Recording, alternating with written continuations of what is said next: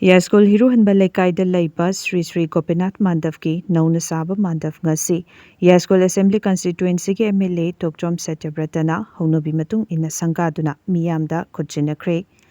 MLA gi masagi senfam dagi nouna saba Mandav sanggabagi thoramaduda Yaskol Naharol Singluf Marup ki President Asem Amuba,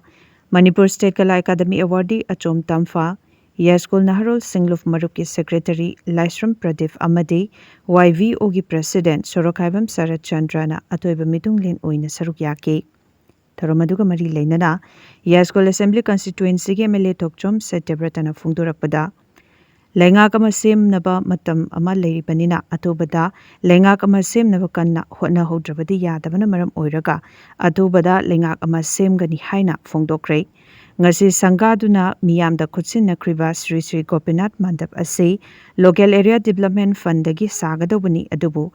asoiba khara leibadagi MLA gi maikaidagi sabani haina phongdokhi. License kuire akoina sum ubada kidang phibam ji yengda nungai phatabagi chana lerakma mamangi matamdagi simda kachage na khala lakuni adu shor sanbida ba haigadra matam khadi change adu ngasi di loiraga mayamda khusina phangawlina adu muti halawe nungai je haininge as afaba thabakar tawning khongthang ni kesunate leba kisi aina tabadadi sarkar semna group semna bagi pawsu tai Delhi dagi su semalakna mi thalakane hasu tai ataba pawang ta nei isadi mo tawjite aduna madui matanda I mo yam biba sumdo mandi mayam asida yahundre